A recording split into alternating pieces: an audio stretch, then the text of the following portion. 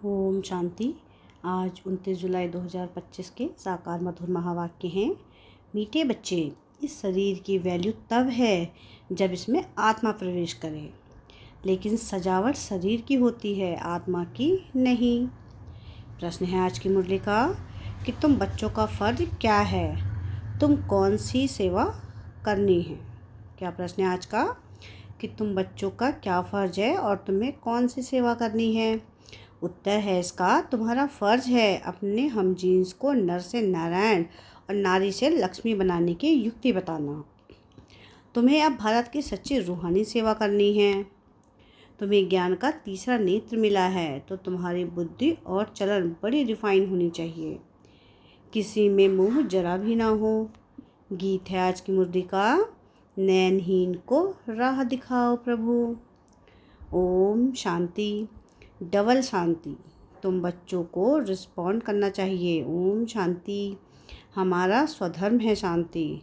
तुम अभी शांति के लिए थोड़ी ही कहाँ जाएंगे, मनुष्य मन की शांति के लिए साधु संतों के पास भी जाते हैं ना। अब मन बुद्धि तो है आत्मा के ऑर्गन्स, जैसे यह शरीर के ऑर्गन्स है वैसे ही मन बुद्धि और चक्षु। अब चक्षु जैसे यह नयन है वैसे ही वह नहीं है। कहते हैं, हे प्रभु नयनहीन को राह बताओ। अब प्रभु व ईश्वर कहने से वह बाप का लब नहीं आता है। बाप से तो बच्चों को वर्षा मिलता है, यहाँ तो तुम बाप के सामने बैठे हो, पढ़ते भी हो। तुमको कौन पढ़ाते हैं? तुम ऐसे नहीं कहेंगे कि परमात्मा व प्रभु पढ़ाते हैं, तुम कहेंगे शिव बाबा पढ़ाते हैं। बाबा अक्षर तो बिल्कुल सिंपल है भी बाप दादा। आत्मा को आत्मा ही कहा जाता है, वैसे वह परम आत्मा है। वह कहते हैं, मैं परमात्मा यानी परमात्मा तुम्हारा बाप हूँ। फिर मुझ परमात्मा का ड्रामा अनुसार नाम रखा हुआ है शिव। ड्रामा में सबका नाम भी चाहिए ना। शिव का मंदिर भी है। भक्ति मार्ग वालों ने तो एक के बदले अनेक नाम रख दिए हैं और फिर ढेर के ढेर मंदिर बनाते रहते हैं। चीज़ एक ही है। सोमनाथ का मंदिर कितना बड़ा है, कितना सजाते हैं, महलों आदि की भी कितनी सजावट रखते हैं। आत्मा की तो कोई सजावट नहीं है, वैसे ही परमात्मा की भी सजावट नहीं है, वह तो बिंदी है। बाकी जो भी सजावट है वह शरीरों की है। बाप कहते हैं, न हमारी सजावट है न आत्माओं की सजावट है।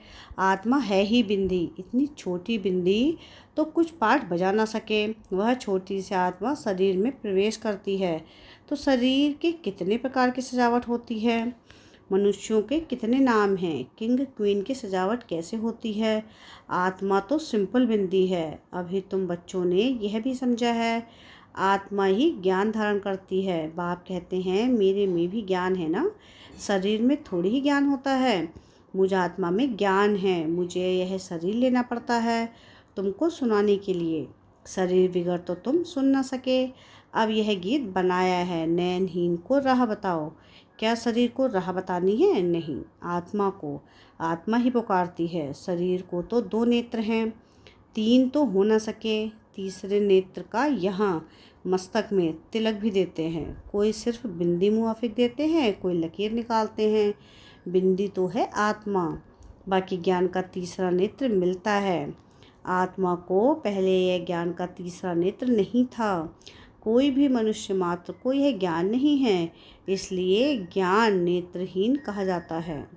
बाकी यह आँखें तो सबको हैं।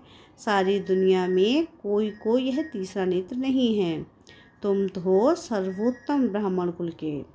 तुम जानते हो भक्ति मार्ग और ज्ञान मार्ग में कितना फ़र्क है। तुम रचता और रचना के आदि मध्य अंत को जानकर चक्रवर्ती राजा बनते हो। जैसे ICS वाले भी बहुत ऊंचा पद पाते हैं, परंतु यहाँ कोई पढ़ाई से MP आदि नहीं बनते हैं। यहाँ तो चुनाव होते हैं, वोट्स पर MP आदि बनते हैं। अभी तुम आत्माओं को बाप की श्रीमत मिलती है और कोई भी ऐसे नहीं कहेंगे कि हम आत्मा को मत देते हैं। वह तो सब है देह अभिमानी।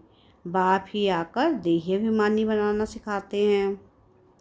सब है देह अभिमानी। मनुष्य शरीर का कितना भपका रखते हैं। यहाँ तो बाप आत्माओं को ही देखते हैं। शरीर तो विनाशी है, वर्थ नॉट ए पेनी है।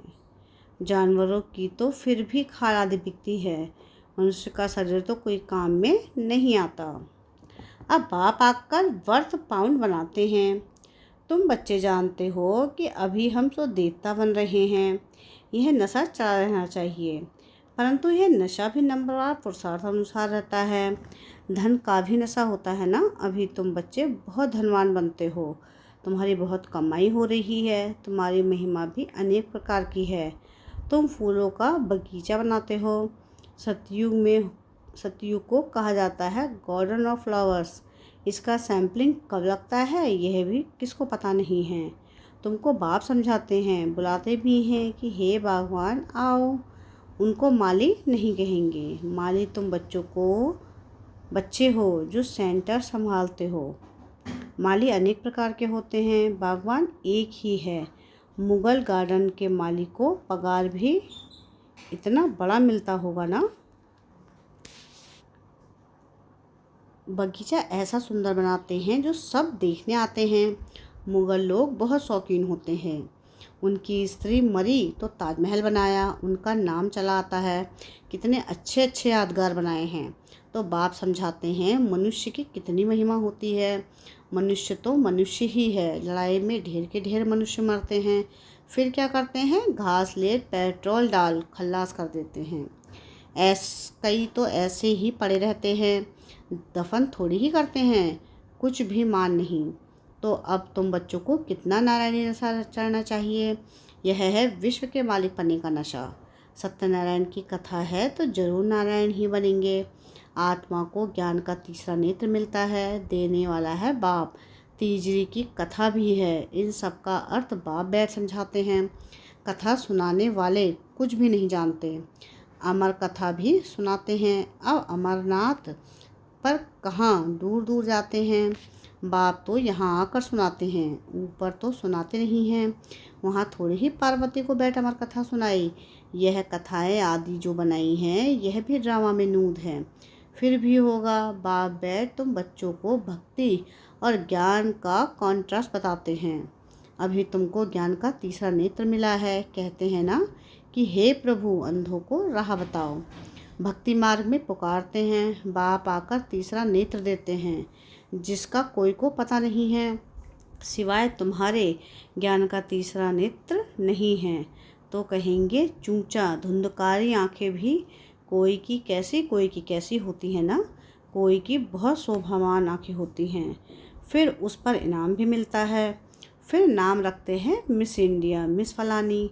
तुम बच्चों को अब बाप से क्या बनाते हैं। बाप क्या से क्या बनाते हैं।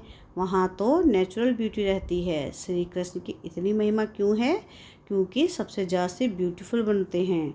नंबर 1 में कर्मातीत अवस्था को पाते हैं, इसलिए नंबर 1 में गायन है। यह भी बाप बैठ समझाते हैं। बाप बार बार कहते हैं बच्चे मन मना भव। हे आत्माएं अपने बाप को याद करो। बच्चों में भी नंबरवार तो है ना। लौकिक बाप को भी समझो। 5 बच्चे हैं, इसमें जो बहुत सयाना होगा उसको नंबर 1 रखेंगे। माला का दाना हुआ ना, कहेंगे यह दूसरा नंबर है, यह तीसरा नंबर है। एक जैसे कोई नहीं होते हैं। बाप का प्यार भी नंबरवार होता है। वह है हद की बात, यह है बेहद की बात। जिन बच्चों को ज्ञान का तीसरा नेत्र मिला है उनकी बुद्धि और चलन आदि बड़ी रिफाइन होती है। एक किंग ऑफ फ्लावर होता है तो यह ब्रह्मा और सरस्वती किंग क्वीन फ्लावर ठहरे। ज्ञान और याद दोनों में तीखे हैं। तुम जानते हो हम देवता बनते हैं। मुख्य 3 रत्न बनते हैं। पहले है फूल, फिर युगल दाना ब्रह्मा सरस्वती। माला सिमरते हैं ना, वास्तव में तुम्हारा पूजन नहीं है, सिमरण है। तुम्हारे ऊपर फूल नहीं चढ़ सकते हैं।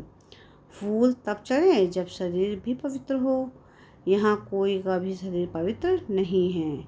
सब विष से पैदा होते हैं, इसलिए विकारी कहा जाता है। इन लक्ष्मी नारायण को कहते ही हैं संपूर्ण निर्विकारी। बच्चे तो पैदा होते होंगे ना, ऐसे तो नहीं कि कोई ट्यूब से बच्चा पैदा हो जाएगा। यह भी सब बातें समझने की ही बातें हैं। तुम बच्चों को यहाँ 7 रोज़ भट्टी में बिठाया जाता है। भट्टी में ईंट कोई तो पूरी पक जाती है, कोई कच्ची रह जाती है। भट्टी का मिसाल देते हैं। अब ईंट की भट्टी का थोड़े ही शास्त्रों में वर्णन हो सकता है। फिर उसमें बिल्ली की भी बात है। गुलबकावली की कहानी में भी बिल्ली का नाम दिखाया है। दीवे यानी कि दीपक को बुझा देती थी। तुम्हारा भी यही हाल है ना। माया बिल्ली विघ्न डालती है, तुम्हारी अवस्था को ही गिरा देती है। देहाभिमान है पहला नंबर, फिर और विकार आते हैं। मोह भी बहुत होता है। बच्ची कहे तो भारत को स्वर्ग बनाने की रूहानी सेवा करूंगी। मोहवश माँ बाप कहते हैं कि हम अलाउ नहीं करेंगे। यह भी कितना मोह है। तुम्हें मुँह की बिल्ली या बिल्ला नहीं बनना है। तुम्हारी एम ऑब्जेक्ट ही यह है। बाप आकर मनुष्य से देवता, नर से नारायण बनाते हैं। तुम्हारा भी फर्ज है अपने हमजिन्स को सेवा करना, भारत की सर्विस करना। तुम जानते हो हम क्या थे, क्या बन गए हैं। अब फिर पुरुषार्थ करो राजाओं का राजा बनने के लिए। तुम जानते हो कि हम अपना राज्य स्थापन करते हैं। कोई तकलीफ़ की बात नहीं है। विनाश के लिए भी ड्रामा में युक्ति रची हुई है। आगे भी मूसलों से लड़ाई लगी थी। जब तुम्हारी पूरी तैयारी हो जाएगी तब सब फूल बन जाएंगे, तब विनाश होगा। कोई किंग ऑफ फ्लावर है, कोई गुलाब है, कोई मोतिया है। हर एक अपने को अच्छी रीति समझ सकते हैं कि हम अक हैं व फूल हैं। बहुत है जिनको ज्ञान की कुछ धारा नहीं होती। नंबरवार तो बनेंगे ना, या तो बिल्कुल हाईएस्ट या तो बिल्कुल लोएस्ट। राजधानी यहाँ ही बनती है। शास्त्रों में तो दिखाया है पांडव गल मरे, फिर क्या हुआ कुछ भी पता नहीं। कथाएं तो बहुत बनाई हैं, ऐसे कोई बात है नहीं। अभी तुम बच्चे कितने स्वच्छ बुद्धि बनते हो। बाबा तुमको बहुत प्रकार से समझाते रहते हैं। कितना सहज है, सिर्फ बाप को और वर्षे को याद करना है। बाप कहते हैं मैं ही पतित पावन हूँ। तुम्हारी आत्मा और शरीर दोनों पतित हैं। अब पावन बनना है। आत्मा पवित्र बनती है तो शरीर भी पवित्र बनता है। अभी तुमको बहुत मेहनत करनी है। बाप कहते हैं बच्चे बहुत कमज़ोर हैं, याद भूल जाती है। बाबा खुद अपना अनुभव बताते हैं कि भोजन पर याद करता हूँ, शिव बाबा हमको खिलाते हैं, फिर भूल जाते हैं, फिर स्मृति में आता है। तुम्हारे में भी नंबरवार पुरुषार्थ अनुसार हैं। कोई तो बंधन मुक्त होते हुए भी फिर फंस मारते हैं। धर्म के भी बच्चे बना देते हैं। अभी तुम बच्चों को ज्ञान का तीसरा नेत्र देने वाला बाप मिला हुआ है। इनको फिर नाम दिया है कि तीसरे की कथा, अर्थात तीसरा नेत्र मिलने की कथा। अब तुम नास्तिक से आस्तिक बनते हो। बच्चे जानते हैं बाप बिंदी है, ज्ञान का सागर है। वह तो कह देते नाम रूप से न्यारा है। अरे ज्ञान का सागर तो जरूर ज्ञान सुनाने वाला होगा ना। इनका रूप भी लिंग दिखाते हैं, फिर उनको नाम रूप से न्यारा कैसे कहते। सैकड़ों नाम रख दिए हैं। बच्चों की बुद्धि में यह सारा ज्ञान अच्छी रीति रहना चाहिए। कहते भी हैं परमात्मा ज्ञान का सागर है। सारा जंगल कलम बनाओ तो भी अंत नहीं हो सकता। अच्छा, मीठे मीठे सिकलधे बच्चों प्रति माता पिता बाप दादा का याद प्यार और गुड मॉर्निंग। रूहानी बाप की रूहानी बच्चों को नमस्ते। हम रूहानी बच्चों की रूहानी बाप दादा को याद प्यार गुड मॉर्निंग और नमस्ते। शुक्रिया प्यारे बाबा, शुक्रिया। धारणा के लिए मुख्य सार है। सार की पहली पॉइंट है, अभी हम बाप द्वारा बर्थ पाउंड बने हैं। हम सो देवता बनने वाले हैं। इसी नारायणी नशे में रहना है। बंधन मुक्त बन सेवा करनी है, बंधनों में फंसना नहीं है। सेकंड पॉइंट है, ज्ञान योग में तीखे बन माता पिता समान किंग ऑफ फ्लावर बनना है और अपने हमजिन्स की भी सेवा करनी है। वरदान है आज की मुरली का, अपने सर्व खजानों को अन्य आत्माओं की सेवा में लगाकर सहयोगी बनने वाले सहजयोगी भव।